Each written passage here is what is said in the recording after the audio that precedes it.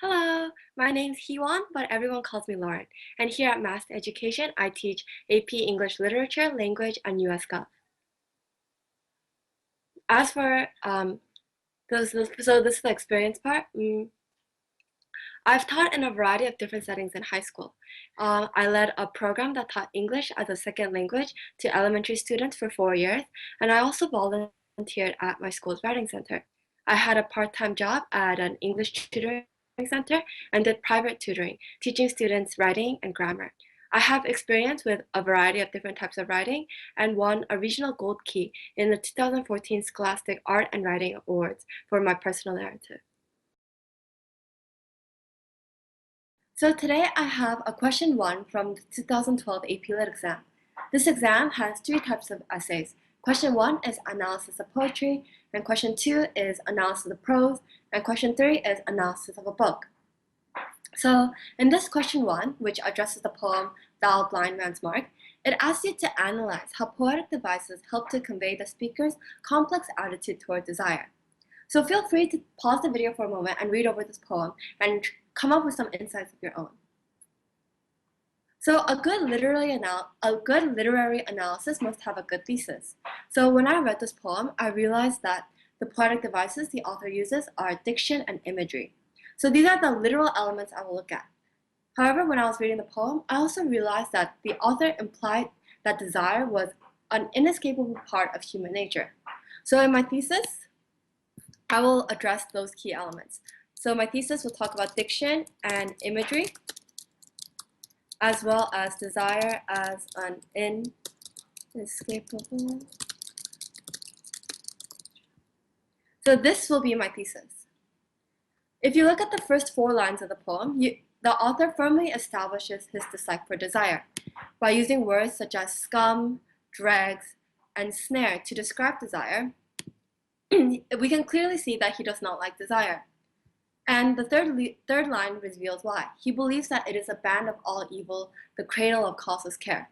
So basically, he believes that desire is the root of all evil. So in these lines, not only does he use the word's definition to convey his dislike for desire, but he also uses the word sound. If you look here, cradle of causeless care. He uses alliteration of the hard C sound, which is sharp and biting, to convey his dislike. Like the sharp C sound is not a very soft sound. So by conveying the idea of a sharp, biting sound, he shows that desire is not desirable. So in this one, we will write alliteration. So in these first 4 lines, it's pretty clear that Sidney does not like desire. And yet, he kind of implies that there is some kind of pull to desire. He calls it blind man's mark, a full self-chosen snare, web of will, which implies that humans feel a certain kind of helplessness when faced with desire. Blind men choose it because they cannot see. Fools choose it because they don't know any better. And desire itself is like a sticky web that entraps people in it. So even in these 4 lines, we can see Sidney's complex attitude toward desire. He hates it, but he acknowledges that there is a certain allure to it. In line 5, we have a kind of shift. He uses the personal pronoun I. He does this intentionally because by relating his own experience with desire, he brings the reader closer to him so that when the reader continues on with this poem, the reader can take his warnings about desire to heart. So he says, I too dearly bought, with price of mangled mind, thy worstest were. So this is just a continuation of his, I guess, tirade against desire. So too long asleep, thou hast me bought, who should my mind to higher things prepare. So another 2 lines about how desire has made him suffer. However, in line 10, there's a shift. In the previous lines, he acknowledges that he too has succumbed to desire.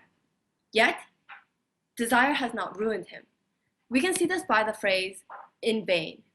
So in these few lines, in lines 9 through 11, he personifies desire. He says, thou hast my ruin sought.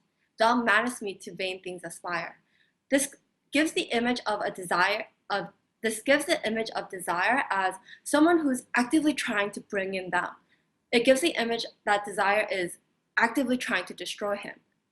And yet, these phrases are accompanied by the phrase in vain, and in vain, and in vain. This shows that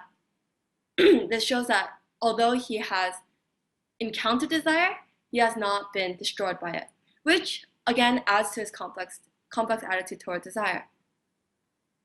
So, and now the reader has a very positive view of this author. The reader thinks, oh, this author has met desire but not succumbed to it, therefore this reader is fine.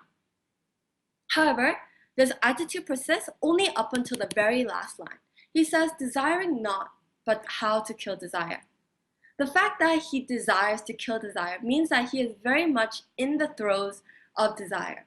So this is a paradox that can only be addressed in the last line of the poem, and this further adds to the complexity of the poem. So if you look at this poem as a whole, and if you look at it line by line, you realize that he uses the diction, such as snare, scum, and dregs, to show that desire is paradoxically very undesirable.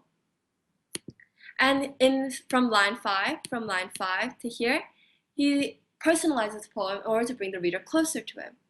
And from line 10 to the end, he initially gives the illusion that he has not been destroyed desire, that he has overcome his desire, but the last sentence shows that this is not true. He is still very much a victim of desire. So if you look at these in whole, you can see that the author has a very complex attitude toward desire, and you can incorporate these elements into your analysis. Thank you so much for taking the time to watch this video. I hope you now have a better understanding of the poem, as well as a better understanding of me and my teaching style. Knowing how to understand literature is a valuable skill, no matter what field of study you choose to pursue. And I hope that you continue working with us at MAST Education. Thank you so much again, and have a great day.